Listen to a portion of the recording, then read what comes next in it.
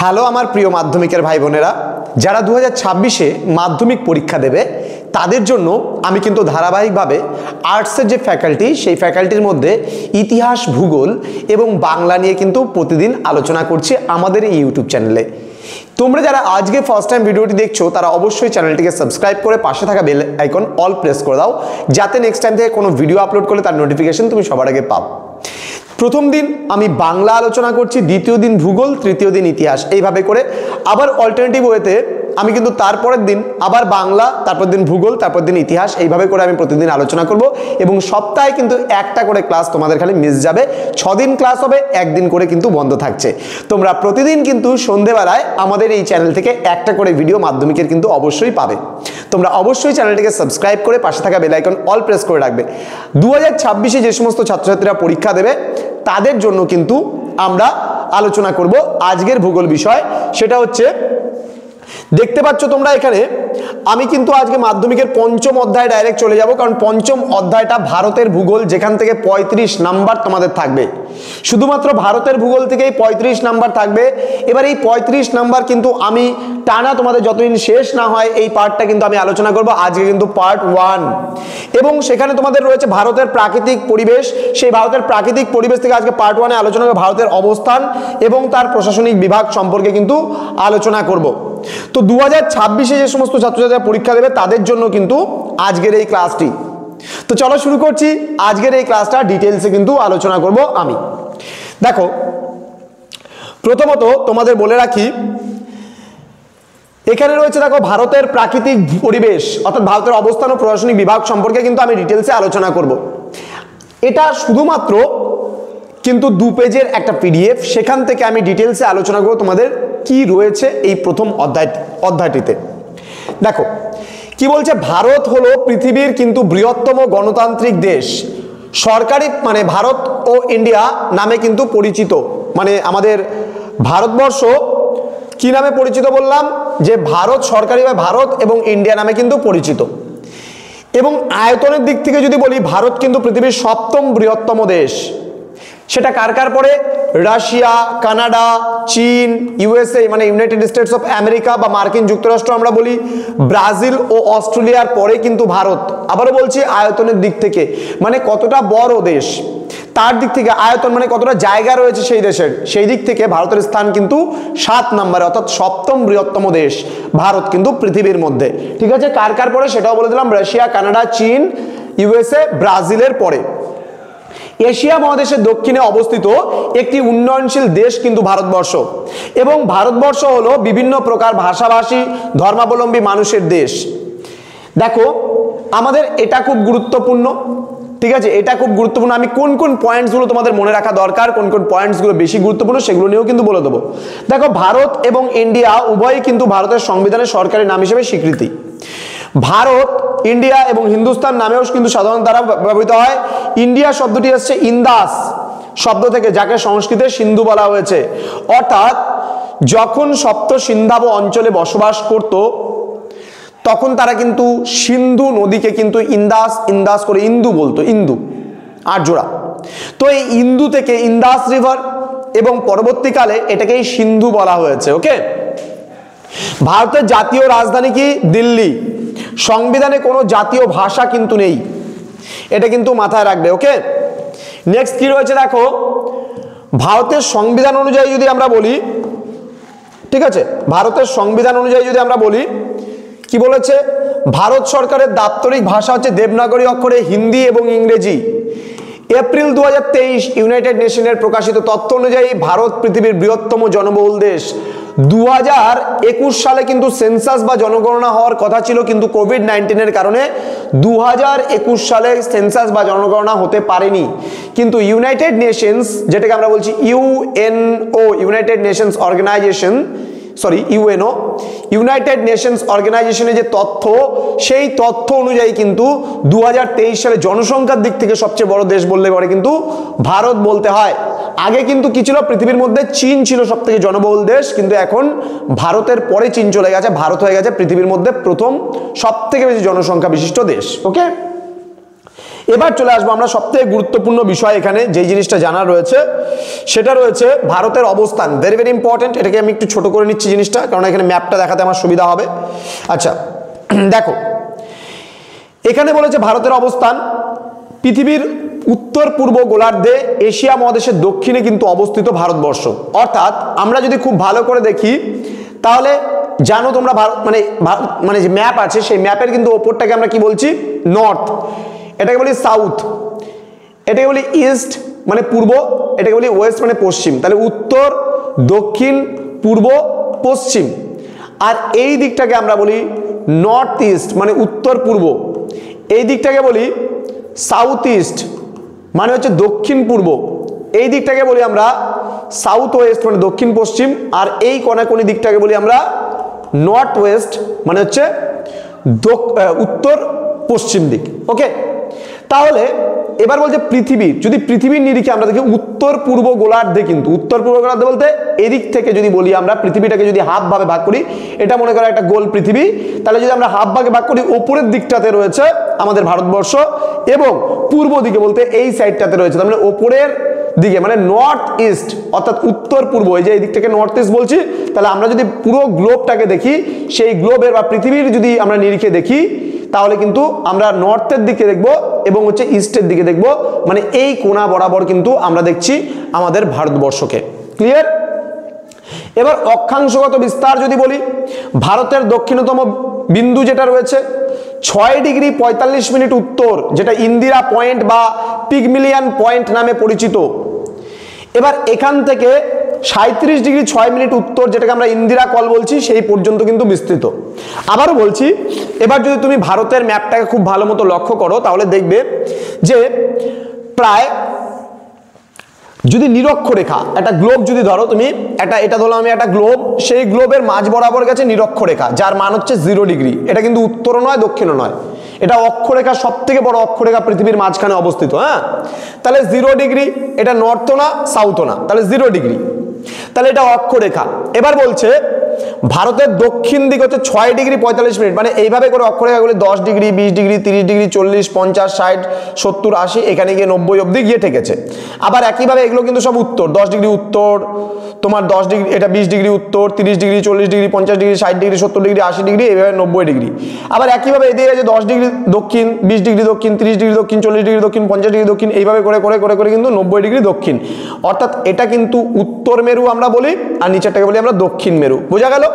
এইবার এই 0 ডিগ্রি থেকে কি বলছে উত্তরে কিন্তু যেতে হবে আমাকে 6 ডিগ্রি 45 মিনিট। তাহলে এই যে 10 বললাম কথাটা, তাহলে এর মাঝামাঝি কিন্তু আমাদের ভারতের অবস্থান এই জায়গায়। এবং একইভাবে যদি আমরা মানে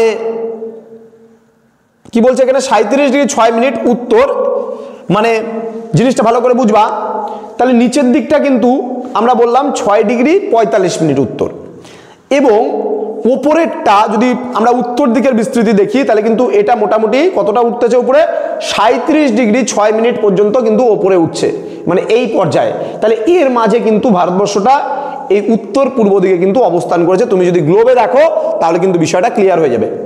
এবার ভারতের উত্তরতম বিন্দুর নাম যদি জিজ্ঞেস করে কি, তাহলে ভারতের উত্তরতম বিন্দুর নাম রয়েছে ইন্দিরা কল। এই বরাবর এই জায়গাটায় রয়েছে ইন্দিরা কল। বোঝা গেল? এবং কি বলছে ভারতের দক্ষিণতম বিন্দু রয়েছে ইন্দিরা পয়েন্ট বা পিগমিলিয়ান পয়েন্ট। এবার দক্ষিণতম বিন্দু কিন্তু এই যে তুমি আন্দামান নিকোবর দেখতে পাচ্ছ, এখানে কিন্তু তোমার দক্ষিণতম বিন্দু, যেটার নাম হচ্ছে তোমার কি বললাম যে ইন্দিরা পয়েন্ট বা পিগমিলিয়ান পয়েন্ট, যেটা কিন্তু 2004 সালের সুনামিতে এই ইন্দিরা পয়েন্ট বা পিগমিলিয়ান পয়েন্ট এই বিন্দুটা বা এই যে লাস্টতম আমাদের বিন্দু, সেটা কিন্তু ধ্বংস হয়ে গেছে বা এটা ডুবে গেছে, এটা কিন্তু এখন আর নেই। কিন্তু যদি বলে ভারতের উত্তরতম বিন্দু, তাহলে তুমি এখানে কি বলবে, এটা কিন্তু ইন্দিরা কল। আর নিচে যেটা রয়েছে তোমার নিকোবর দ্বীপপুঞ্জে, একদম নিকোবর দ্বীপপুঞ্জ যেটাকে বলছি আমরা, এখানে রয়েছে ইন্দিরা পয়েন্ট বা পিগমিলিয়ান পয়েন্ট। ক্লিয়ার? এর মাঝ বরাবর যেটা গেছে এই উপরের বিন্দুগুলো যে দেখতে পাচ্ছ এটাকে বলে আন্দামান দ্বীপপুঞ্জ, আর নিচেরটাকে যে দেখতে পাচ্ছ এটাকে বলে নিকোবর দ্বীপপুঞ্জ। এবার এই নিকোবর দ্বীপপুঞ্জের একেবারে লাস্টে যে বিন্দুটা রয়েছে সেটা কিন্তু পিগমিলিয়ান পয়েন্ট বা ইন্দিরা পয়েন্ট। এর মাঝ বরাবর গেছে 10 ডিগ্রি চ্যানেল। ক্লিয়ার? এর মাঝ বরাবর গেছে 10 ডিগ্রি চ্যানেল। এইবার যদি বলে ভারতের মূল ভূখণ্ডের দক্ষিণতম বিন্দুর নাম, তাহলে মূল ভূখণ্ডের দক্ষিণতম বিন্দু হচ্ছে এই জায়গাটায় অবস্থিত, এটাকে বলে কন্যাকুমারী।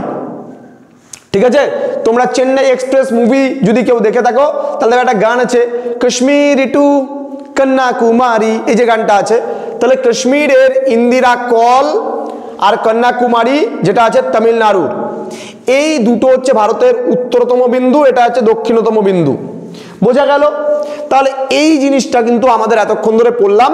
এইবার মূল ভূখণ্ডের যদি বিস্তার বলে তাহলে 8 ডিগ্রি 4 মিনিট, মানে এই যে জায়গাটা এখানে দেখো লিখাও আছে 8 ডিগ্রি 4 মিনিট, আর এখানে লেখা আছে, আমি একটু রাফ করে নেই বিষয়টা তাহলে তোমাদের ক্লিয়ার হয়ে যাবে।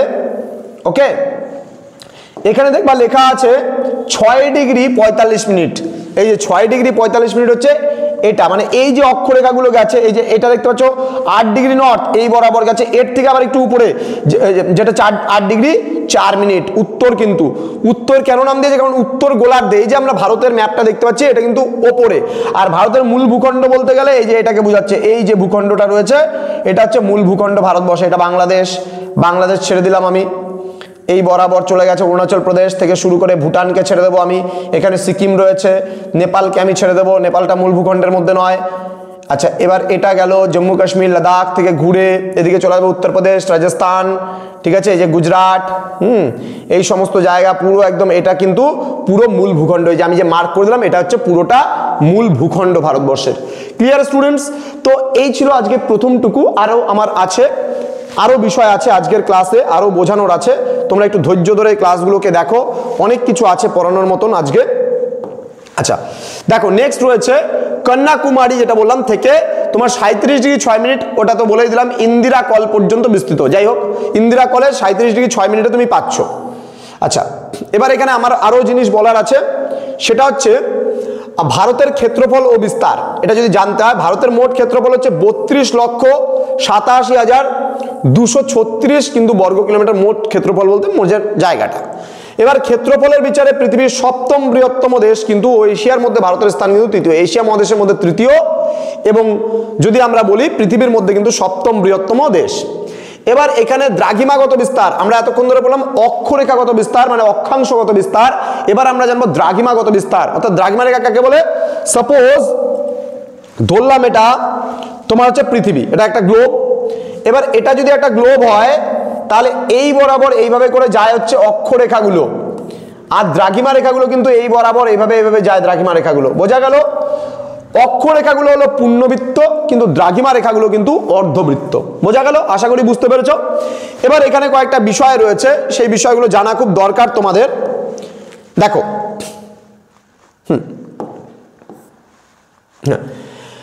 ভারতের পশ্চিম দিকে গুজরাটে অবস্থিত পশ্চিমতম বিন্দু, যেটা হচ্ছে তোমার 68 ডিগ্রি 7 মিনিট পূর্ব, কিন্তু এটা পূর্ব, এখানে যদি বলি এখানে পূর্ব হবে এটা, হ্যাঁ, যেটা হচ্ছে গুহার মেটার। আমি বলে দিচ্ছি, থেকে পূর্ব দিকে পূর্বতম বিন্দু কিন্তু অরুণাচল প্রদেশে অবস্থিত, যেটা 97 ডিগ্রি 24 মিনিট পূর্ব কিবিথু পর্যন্ত কিন্তু বিস্তৃত। তাহলে এখান থেকে পরীক্ষায় প্রশ্ন আসতে পারে, আমি জিনিসটা বলে দিচ্ছি ক্লিয়ারলি ভাবে। যদি বলে ভারতের উত্তরতম বিন্দুর নাম, ইজিলি ভাবে তুমি এখানে বলবে ইন্দিরা কল। দক্ষিণতম বিন্দুর নাম যদি বলে মূল ভূখণ্ডে তাহলে বলবে কন্যাকুমারী। যদি বলে ভারতের দক্ষিণতম বিন্দু নর্মালি জিজ্ঞেস করে তাহলে এখানে বলবা ইন্দিরা পয়েন্ট বা পিগমিলিয়ান পয়েন্ট।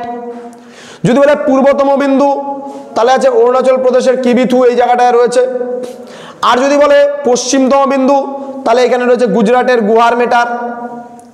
এবার আমাকে বলতে পারে উত্তর থেকে দক্ষিণে ভারতের বিস্তৃতি কতটা রয়েছে, এই যে রেখাটা রয়েছে বা কতটা ডিস্টেন্স, তাহলে 3214 কিলোমিটার।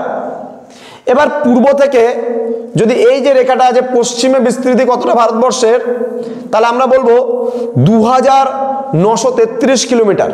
এটা কিন্তু কি? এটা কিন্তু ভারতের পূর্ব পশ্চিমে বিস্তৃতি 2933 কিলোমিটার।